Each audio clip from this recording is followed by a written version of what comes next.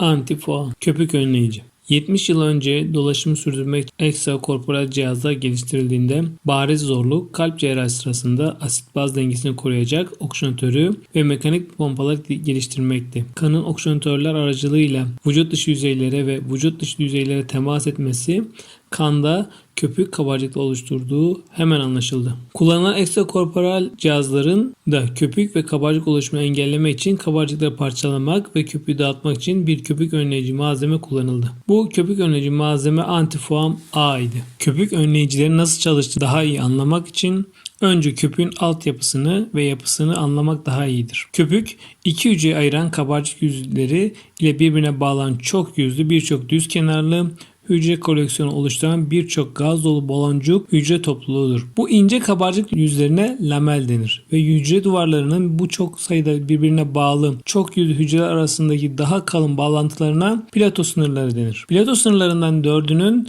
birleştiği birleşim noktasına tepe noktası denir. İnce lamel duvarların sürfaktan filmleri köpük önleyici malzemelerin gerçek hedef noktalarıdır. Yağ damlacıkları lamel duvarlarını köprüleyerek ve gererek ve bu duvarları hidrofobik olarak ıslatarak köpükleri yok edebilirler. Silika partikülleri bu duvarları bozmak ve bu duvarları delmek için hareket eder, pim etkisi yaparlar. Tipik bir köpük önleyici madde ya silikon yağı damlacıkları, hidrofobik katı parçacıklar, örneğin silika ya da hem yağ hem de katı parçacıkların bir kombinasyonunu içerecektir. Silikon yağı ve silika kombinasyonu kabarcıkları saniyeler içinde bozabilen çok etkili bir köpük önleyici maddedir. Günümüzde çoğu venöz rezervuarda köpük önleyici malzemeden geçen venöz kan yoktur. Ancak bazı modeller venöz kanın herhangi bir maddeye sürekli temas halinde olmasını önlemek amacıyla venöz filtre segmentlerinde yani aspiratörlerin kullanıldığı kısımlarda köpük önleyici süngerler daha yükseğe yerleştirilmiştir. Kardiyopulmoner bypass sırasında filtre köpük önleyici materyalin etkinliğini azaltabilecek iki sorun vardır. 1. Köpük önleyici malzemeler köpük önleyici filtre ortamından yüksek kan akış hızlarının mevcudiyetinde meydana gelebilecek çok fazla kesme ile etkisiz hale gelebilir. Diğer bir deyişle köpük kabarcıkların ara yüzey alanı köpük önleyici malzemenin köpük ile etkileşime girebileceğinden daha hızlı artarsa. 2. Uzun süre kan köpürmesine tekrar maruz kalma sonunda köpük önleyicinin kabarcık köpüğünü engelleme yeteneği tükenebilir. Köpük önleyicinin ikincisi gibi aşırı koşullar altında etkisiz hale getirilmesi durumunda kan akışının tıkanma potansiyeli,